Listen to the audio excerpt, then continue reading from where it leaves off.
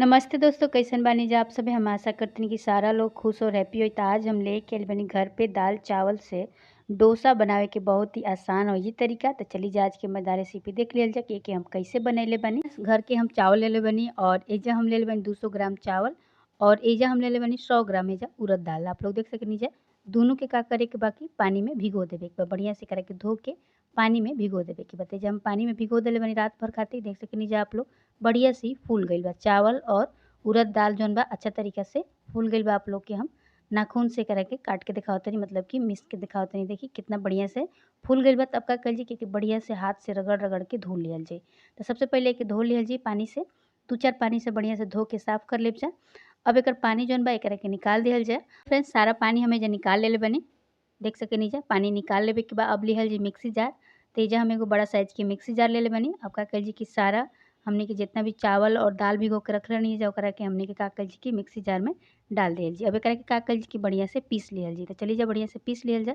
यही तरीका से सारा हमने के जितना भी भिगो के रख रहनी है सबके पीस लिहल जी। पीस के एक तरीका से एगो बर्तन में बड़ा साइज के रख दिहल जी। अब एकरा के का कल जी कम से कम 2 घंटा खातिर एकरा के रख दिहल जी। 2 घंटा हो चुकल बा। आप लोग देख सकेनी जा बैटर हमने के पूरा बढ़िया से फूल गईल बाटे। अब एमे थोड़ा-सा आप लोग चाही त नमक भी डाल सकेनी जा। पहले ही हम नमक डाल देले रहनी है। देख सकेनी जा फ्रेंड्स हमनी के डोसा के बैटर एकदम से तैयार हो चुकल बा। यही तरीका के हमनी के एकरा के बनावे के बा। अगर आप लोग के डोसा के पेस्ट थोड़ा गाढ़ा होके थोड़ा सा में पानी डाल देव जा। अब तवा लिहल जी। तवा पर एगो काट के प्याज के बढ़िया से रगड़ देहल जी ताकि जौन हमनी के डोसा बनाई जा उ चिपके नाही। तो चली जा डाल देहल जा। तो देखी तवा पे हम डाल देल बनी। हल्का हाथ से एकरा के फैलावे के बाटे। देख सकेनी जा कैसे फैलावल जाता है। इस तरीका से आप लोग हल्का हल्का हाथ से के फैला लेब जा। एकदम से ही पतला हो जाई। अब एक यही तरीका से 10 मिनट छोड़ देल जी ताकि बढ़िया से नीचे से ही अच्छा तरीका से पक जाए। अब एकरा ऊपर थोड़ा सा तेल लगा दिहल जाए ताकि अच्छा तरीके से बढ़िया से मतलब कि पक जाओ, कच्चापन एक में ना रहे। अब एक एक कुरकुरा होके दिहल जा। 10 मिनट एक तरीके से छोड़ दिहल जा। ये देखिए अपना आप ही तवा छोड़े लागल बा। जब बढ़िया से तवा छोड़े लगी तब के हमने का कल जी कि एकरा ऊपर हमने के डालल जी आलू के भरता जौन कि हम पहले ही बना के रखले बनी। तो एकरा के हमने के आलू के उबाल के और हल्का फुल्का मसाला डाल के बढ़िया से भून लेबे के बाटे। देख सकेनी एकदम सिंपल मतलब कि मसाला हम तैयार कर बनी। ए तरीके से आप लोग भी आलू के भरता बना के तैयार कर लेब जाए। थोड़ा सा प्याज डाल दीजिए एकरा ऊपर। अब बढ़िया से प्याज डाल के एकरा के का कल जी की पलट दिहल जी। तो चलिए जे एकरा के पलट के आप लोग के हम दिखाओ तनी।